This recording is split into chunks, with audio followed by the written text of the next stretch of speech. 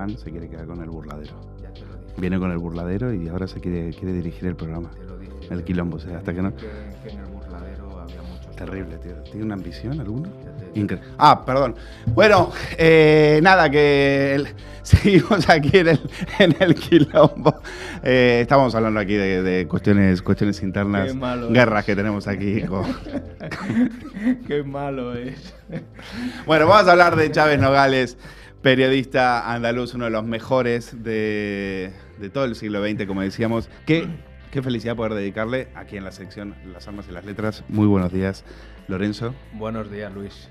Y Encantadísimo nada, de gracias, hablar perdona de- que te pillé, pero necesitaba desahogarme, quería contarte esto que estaba pasando, porque tú sabes, tú conoces muy bien a la gente de aquí y me podías en ese sentido aconsejar. Bueno, Chávez Nogales, ¿por qué vamos a hablar de...? Yo pensé, te decía fuera de micrófono, pensé que íbamos a hablar de A Sangre y Fuego. Y me dijiste, no, yo quiero hablar a Sangre y Fuego sí, pero quiero hablar en especial de la defensa de Madrid. Vamos a ver. Chávez Nogales, porque bueno, dice Trapiello, y yo le doy la razón, que es el periodista español más importante desde Larra, ¿no? Trapiello, a través de su libro Las Armas y las Letras, ha hecho mucho, ha sido uno de los escritores españoles que más ha hecho por la difusión de la obra de este grandísimo escritor y grandísimo periodista. ¿Por qué vamos a hablar de Chávez Nogales? Bueno, porque creo que lo merece sobradamente. Es un periodista que escribe maravillosamente, en un estilo ágil, en un estilo preciso, que se documentaba mucho. Es un ejemplo del periodismo de siempre. Él hablaba con mucha gente, se entrevistaba con mucha gente de aquí y allá. Y luego porque es una persona radicalmente independiente. Que eso es una cosa que yo creo que está bien y que es importante, ¿no? Y luego, a veces sus juicios le llevaban... Lógicamente estaban escritos al dictado del momento. Podían ser más o menos acertados porque siempre había en él la idea y el deseo de pacificar. Y eso creo que es una cosa muy importante, ¿no? Bueno, antes de seguir, que me echaban la bronca, me dicen que lo de la bromita que le hizo Motos a Mario Casas, dice, ni ridículo ni simpático, eso es, no defienda la chabacanería, señor Valcárcel. Vale, muy bien, tomo nota. Bueno, Chávez Nogales, yo, sabes que aquí tengo tengo la obra periodística, que son 3 tomos, Sí. y a eso hay que sumarle. Hay que decir que en ese momento era un top. Es decir, en la época de la República él estaba como director de La Hora, colaboraba con la revista La Estampa, creo que escribía también en el Heraldo, pero principalmente el La Hora era donde él 31, donde él mandaba, ¿no? Como director de La Hora, Entonces, y hay que decir que era no solo un avanzado, no solo por su prosa, sino también porque le encantaba, por ejemplo, hacer crónicas de los viajes en avión, que en ese momento eran lo que le fascinaba a la audiencia, al público de aquella época, todas esas hazañas, los viajes al Polo Norte, cómo el hermano de Franco cruza con el Plus Ultra y hace el viaje hacia Argentina. ¿Sabes que el Plus Ultra está en Argentina, está en un museo, lo donó Alfonso XIII, donó el avión a Argentina. Y Chávez Nogales, aparte, se entrevista con las mayores personalidades del mundo. Entrevista a Churchill, entrevista a Goebbels, Y sobre todo cuando tú lees, y algo muy importante, y ya con eso te doy paso, las crónicas. A él le toca vivir el ascenso del nazismo en el año 33, va a Alemania y lo cuenta, y 10 años de la revolución rusa, viaja a Rusia y lo cuenta. Es decir, es muy fácil ver aquellos hechos con 100 años de perspectiva. Claro, así cualquiera puede hacer un análisis y puede decirlo. Lo difícil es cuando está pasando delante de tus ojos. Lo difícil es cuando lo tienes que contar con la fascinación del momento, porque en ese momento son 2 totalitarismos que enardecían a las masas y en las cuales tú tenías que tomar partido. Pero Chávez Nogales, eso de tomar partido no lo llevaba del todo bien. Todo esto que estás diciendo, esta estupenda introducción que acabas de hacer, explica mucho la forma que él tenía de mirar la realidad y explica mucho el papel que él ocupaba y el lugar desde donde él miraba, ¿no? Esos viajes que has comentado le sirvieron precisamente para darse cuenta antes que nadie, o antes que casi nadie, del enorme peligro de los totalitarismos. Él criticó antes que nadie, por ejemplo, la existencia de los campos de concentración nazis, alemanes, etcétera. Él cuenta, creo que es en el prólogo de ese maravilloso libro del que ahora hablaremos, A Sangre y Fuego. Para mí lo mejor que se ha escrito sobre la guerra civil en España es el prólogo de... Y el subtítulo. Bueno, maravilloso. Héroes, bestias. Efectivamente. Y mártires, ¿no? Y mártires. Y este libro, La defensa de Madrid, lo mismo que cuando dedicamos el programa a Orwell, yo dije que el libro de Orwell me recordaba bastante... Bueno, luego te voy a contar un paralelismo que te va a alucinar entre Orwell y Nogales. Pues esto que comentábamos de el darse cuenta antes que nadie del peligro de los totalitarismos es un rasgo fundamental en su forma de estar, y es lo que se le ha dado en llamar la Tercera España. Pero te decía que en el prólogo de A Sangre y Fuego él cuenta que cuando él viajaba y llegaba a España o mandaba desde donde estuvieran las crónicas y contaba, por ejemplo, el horror y el peligro de la revolución en Rusia, sus patrones lo veían muy bien, y que luego cuando hacía lo propio con el nazismo, con el fascismo en Italia en los años 30, ya no lo veían tan bien. No sé si es así o es justo al revés, pero no importa. En todo caso, cuando dirigía, por ejemplo, en el año 31, que fue elegido como director de La Hora, que era un periódico hazañista, y él era una persona partidaria partidario de Azaña, como casi toda la prensa de aquella época era sanista, el diario Luz, El Sol. Efectivamente. Luego, a los 2 años después del nefasto bienio sanistas, todos se dieron vueltas. Pero en ese momento Gaciel, en La Vanguardia, todos eran asanistas. Era un centro izquierda, era una izquierda ilustrada, es decir, es más que entendible, ¿no? Bueno, pues cuando luego el ahora lo incautan, digamos, durante la guerra civil, los trabajadores, y él sigue trabajando en el periódico, él, que era un hombre muy honesto, le dijo a los trabajadores: bien, yo voy a seguir aquí, pero que sepáis que yo soy antirrevolucionario y que no estoy a favor de nada de esto que estáis haciendo. Lo que pasa que, bueno, yo voy a escribir aquí y voy a luchar desde mi modesta posición contra el fascismo. Y por ahí lo toleraron. Y así todo se lo respetaron. Lo bueno que sería que así todo le respetaron y siguió trabajando en el Ahora. Y él estuvo en el Ahora hasta aquí lo cuenta muy bien, en la defensa de Madrid, hasta que ya a finales de la guerra se va a Francia, cuando ya lo ve todo perdido. En Francia recala en un hotel parisino, él dice, en un suburbio parisino, en un hotelito, él dice que los suburbios parisinos recalan todos los emigrados y todos los expatriados de la tierra, en unas escenas que tiene muy bien contadas. Y luego ya, en el año 40, como ha escrito tanto en contra, insisto, de los totalitarismos y tal, se descubre que en la Gestapo él es uno de los nombres en los que la Gestapo, en una de las listas, él aparece, y en el año 40 se va a Inglaterra, y 4 años después, en el año 44, muere en una lápida sin nombre, que hace unos días se le ha hecho un homenaje, lo ha encabezado nuestro querido Peiró, que sabes que está director del Cervantes en Londres, lo tuvimos en Periodista Digital hace mucho tiempo y también en la radio. Muere de un cáncer de estómago a los 46 años, y su mujer y sus 3 hijos y otra que tuvo ella en Navarra, la que él no llegó a conocer, se quedaron en España. Esa es un poco, por así decir, a grandes rasgos, un poco la peripecia de este intelectual, que en su momento seguramente no hubiera sido considerado un intelectual, hubiera sido considerado un periodista del montón, ¿no? Y sin embargo ha estado 50 o 60 años cuya obra no ha salido, no ha sido leída, excepto... Trapiello dice que eso le pasó factura el hecho de no ser ni de unos ni de otros. Eso es seguro. Lo que más se penaliza en este mundo es ser independiente. Eso estoy convencido. El libro suyo de Juan Belmonte, Matador de Toros, que tanto le gusta a nuestro amigo Marván, ese sí es un libro... Era broma lo de Marván, a ver si a ver si creen que por eso a ver si creen que no sabían que estaba la luz prendida, que es broma, que le queremos mucho. Pues ese libro durante el franquismo sí se leía, y era un libro que gustaba a taurinos y no taurinos. Pero el resto de sus libros se han empezado a reeditar porque hay que decir también que la mayoría de estos libros que estamos leyendo hoy, y que son varias las editoriales que lo están recuperando, libros del Asteroide, Renacimiento, Almuzara, etcétera, son compendios de artículos y de reportajes y tal que él publicaba entonces para distintos diarios. Es decir, que libros como tal, creo que solamente... O sea, libros como tal, que tenemos, que yo recuerde, La Ciudad... Que es el primero. El primero, el de Juan Belmonte. El de Juan Belmonte, el de La Sangre y Fuego. Sangre y Fuego fue... sí, ese fue... Pero Sangre y Fuego fue editado en Chile, ¿no? Sí, fue publicado en Chile, ¿no? Fuego, él lo empieza a escribir en París.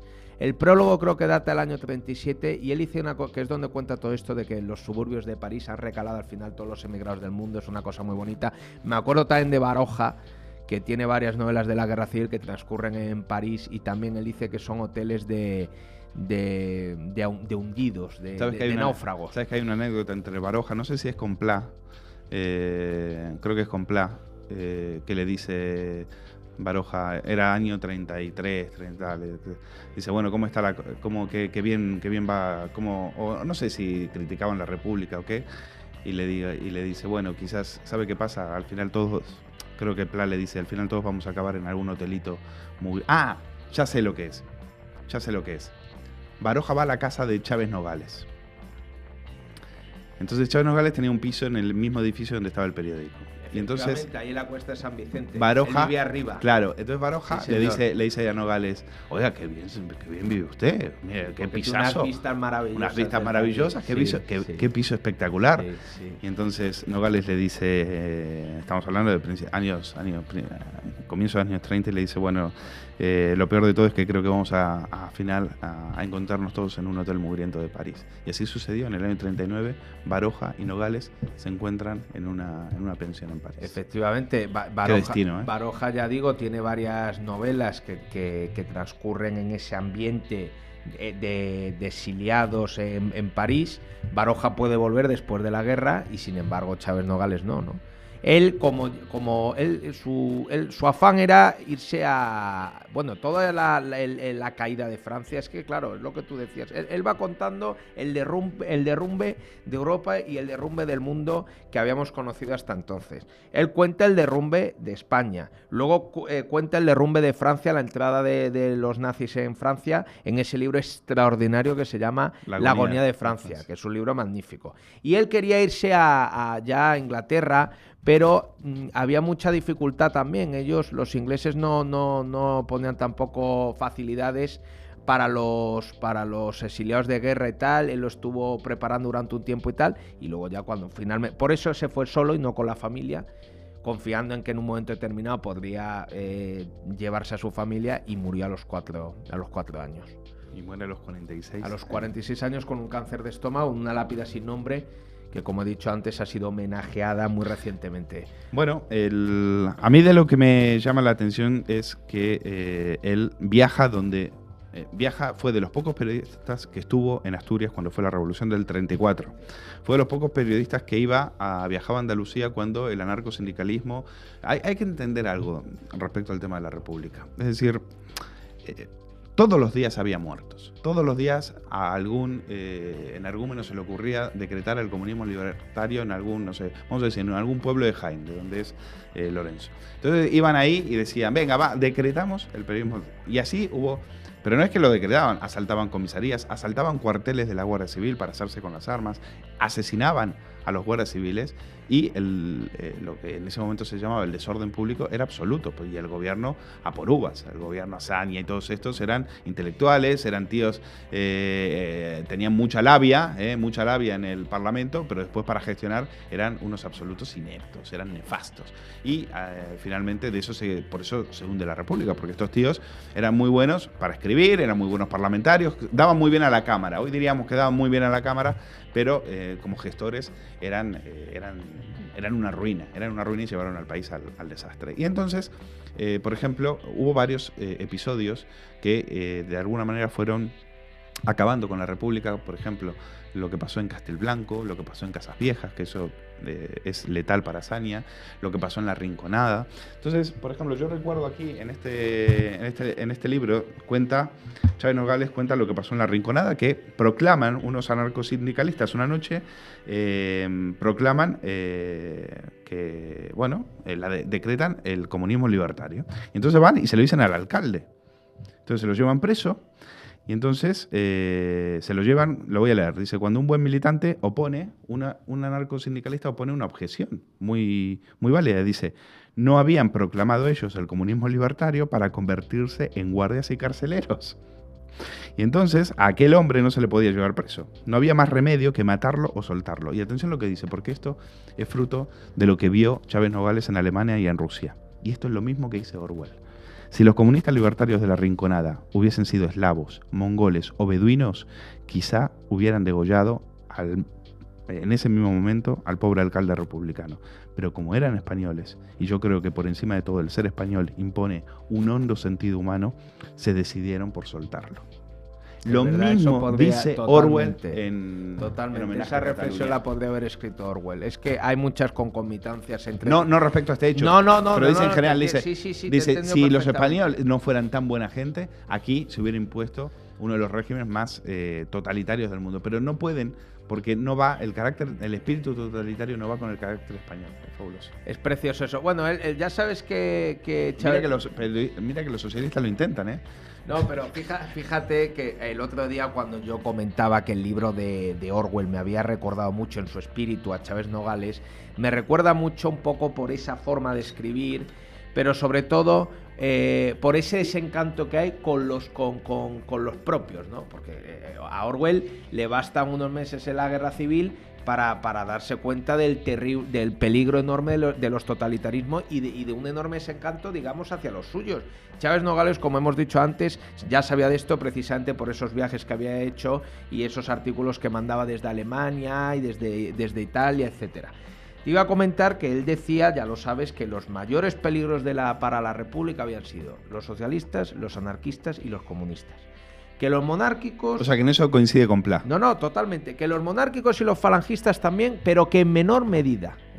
Y él, hay una frase muy bonita que quiero leer del prólogo de A Sangre y Fuego, porque él luego en ese libro ya, después de la guerra, dice que la guerra no ha sido una lucha entre la libertad y la opresión, que ha sido una lucha, una confrontación entre dos bloques totalitarios, igualmente asesinos, y que lo que ha sucedido en España se debe a los laboratorios, utiliza esa expresión, que hay en Alemania, en Berlín, en Roma y en Moscú.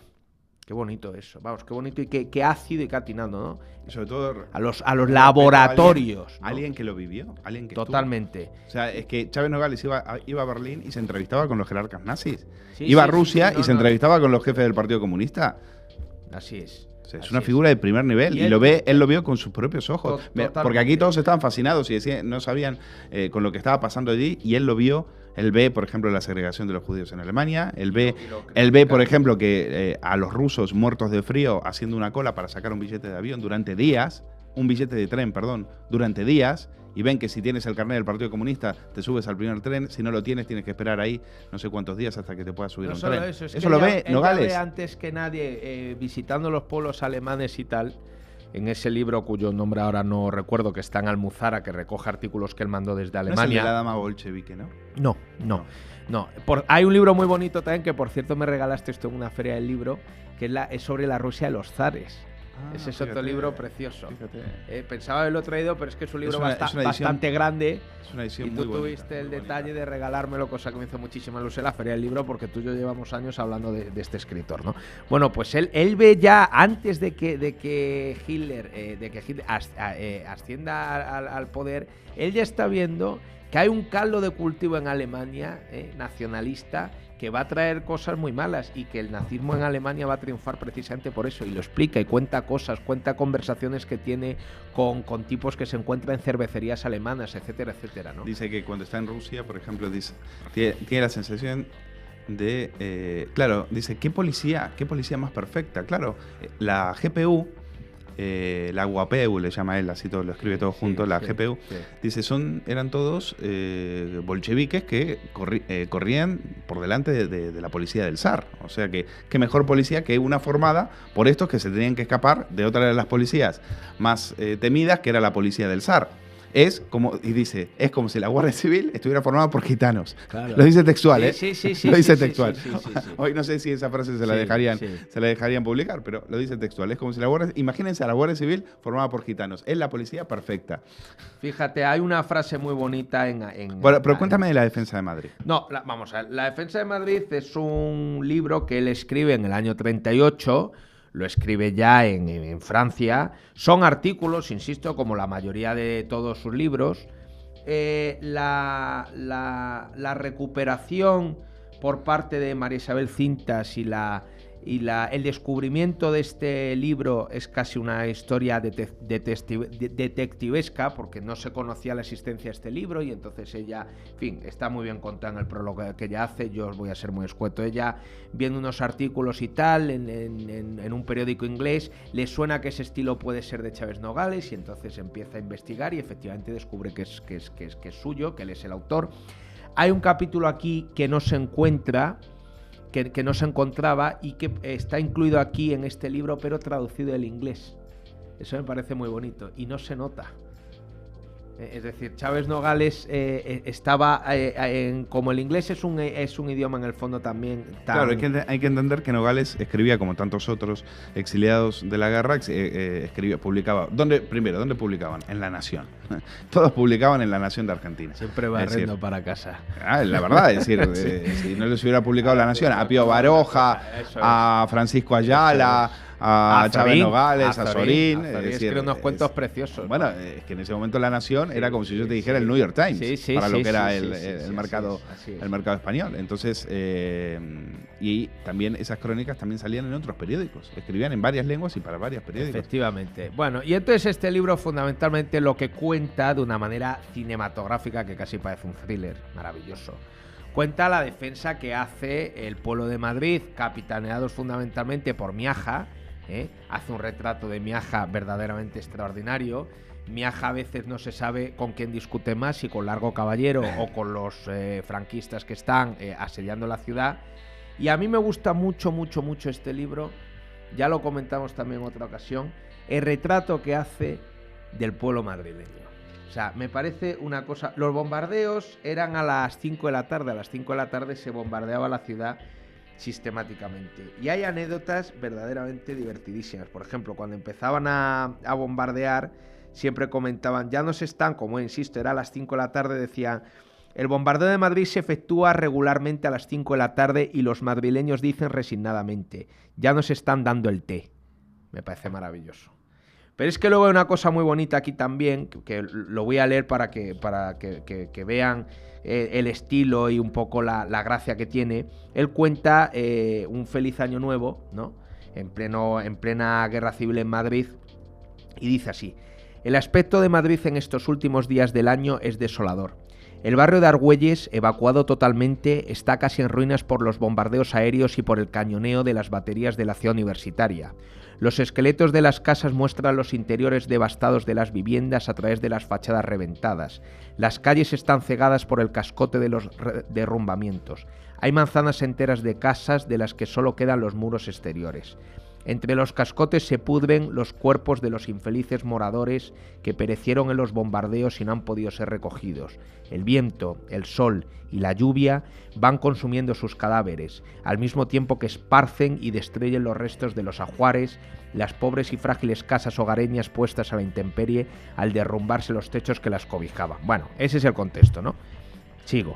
En la noche de fin de año, Madrid, silencioso y hundido en las sombras, ofrece el impresionante espectáculo de un paisaje lunar.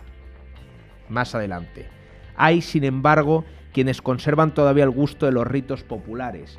Una tras otra, 6 sombras han cruzado por la oscura y desierta plaza para juntarse frente a la única esfera visible del reloj y esperar allá que suenen las 12 campanadas que marcan la entrada del año. Son 6 periodistas madrileños que no quieren que el rito popular del año viejo se interrumpa por la guerra. Me parece precioso. Que pese a la adversidad, siempre hay gente que quiere mantener un poco como una manera de mantener también cierta estabilidad emocional, ¿no? Cierto orden, cierta belleza. Parece mentira que estos autores de los años 30 sean tan actuales, pero es que estamos a las puertas de un gobierno del Frente Popular, un gobierno formado por socialistas y comunistas. Chávez Nogales estuvo en Rusia cuando Stalin comienza a reprimir a los trotskistas. Y Sí, señor. en ese momento cuenta que Trotsky estaba lo habían mandado no a Siberia, sino a la otra punta, cerca de China, cuando estaba ahí escondido. Y entonces cuenta la historia de un tal Smirnov, que era comisario de correos y telégrafos. Este era bolchevique, este había hecho la revolución, pero estaba... su ideal era Trotsky. Entonces, en un momento determinado, cuando suben al poder los bolcheviques, Smirnov se encarga del comisariado de correos y telégrafos, ¿no? Y él tenía su madre, y vivía con su madre, que era una señora muy, muy anciana, ¿no? Y entonces, un día, los agentes del GPU se presentan a la casa a hacer un registro, y la madre de Smirnov, que era ciega, que tenía 80 años, es sometida a un interrogatorio policíaco. Y entonces, al final, cuando la señora recupera un poco, dice, cuando a través de las brumas de su senectud pudo darse cuenta, se limitó a preguntar la señora, ¿ha vuelto el zar, verdad, camarada? Mientras su hijo, en el destierro, porque ya lo habían mandado a Siberia, se moría, la señora repetía, ¿ha vuelto el zar, ha vuelto el zar? Es precioso. Es de una humanidad. Esto es finalmente a lo que nos lleva Es de una para humanidad. que sí es verdad eso de que los que no conocen su pasado cometen los mismos errores, pues que lean a Chávez Nogales y un poco sepan lo que después lo que puede venir y que no se quejen, ¿eh? Bueno, mira, nos está escuchando Roberto Malván, yo espero que no haya escuchado el comienzo, ¿no? Dice, no os liéis, la mejor obra de Chávez Nogales es Juan Belmonte, Matador de Toros. Hasta a los antitaurinos la han leído y le ha gustado. Eso era lo más difícil de conseguir. Bien elegido el autor de hoy. Yo no lo he leído, Juan Belmonte, pero las críticas dicen que es espectacular. Es una joya, es muy bueno también el maestro Juan Martínez. Y es el libro que le hace famoso. Es el libro que le hace famoso, insisto, el libro que se leía aquí durante el franquismo. Ese libro estaba editado en Alianza y era un libro que se leía mucho, ¿no? Para terminar, sí me gustaría leer una frase de Chávez Nogales del prólogo de A Sangre y Fuego, que dice así: yo he querido permitirme el lujo de no tener ninguna solidaridad con los asesinos. Para un español quizás sea eso un lujo excesivo.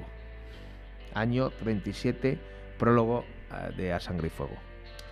Sí, finalmente es que A Sangre y Fuego, Chávez Nogales estuvo entre dos fuegos. Chávez Nogales tuvo que hacer periodismo entre dos fuegos. Así es. Y finalmente lo acabó pagando, primero con el exilio y después con la muerte. Por cierto, en ese mismo prólogo él empieza definiéndose a sí mismo como un pequeño burgués, ¿eh? Bueno, sí, él tenía, digamos, abiertamente. Al principio también tenía, pero que era propia de la época, tenía cierta fascinación por lo que había pasado en Rusia, pero yo creo que su desencanto es inmediato, es decir, es pisar Rusia y darse cuenta de que todo lo que le habían dicho, todo lo que se estaba contando era mentira. Y decir eso, insisto, decirlo ahora con 100 años de perspectiva, es muy fácil. Efectivamente. Lo difícil es, como decía Cabrera Infante, tú que eres muy cinéfilo, decía Cabrera Infante, oiga, yo hice una crítica de Ciudadano Kane y dije que era una de las mejores películas de la historia, pero la dije 2 días después de que la película... De su estreno. De su estreno. Ahora es muy fácil decirlo. Claro. Ahora es muy fácil decirlo. Claro. Pues Chávez Nogales hizo lo mismo con la Revolución Rusa, con el nazismo y con la República. Fíjate, esa tercera España que no era ni la del mono impostado de mucho obrero de palo, ni la de, como dice Muñoz Molina en el espléndido prólogo, la camisa espachugada del fascista, ¿no? Era la España de la camisa con corbata, la España cívica y la España honrada y la España que cumplía con su deber. Y él siempre cumplió con su deber. Sí. Y además con mucha honestidad, ¿no? Porque, insisto, cuando los tipos que incautan el ahora le dicen tú tienes que seguir aquí a tal, dice, bueno, yo voy a seguir, pero que sepáis que yo no estoy a favor de esto que estáis haciendo, yo soy antirrevolucionario, y le respeta. Y él dice o sea, lo que... Otros podrían haber acabado en una checa. No, desde luego. Podrían haber acabado en una checa. Y a él, desde luego. Y sin embargo, sí, como todo en la vida dependía de en mano de quien cayese, ¿no? Bueno, creo que le hemos hecho un bonito homenaje a este maravilloso escritor y periodista, Manuel Chávez Nogales.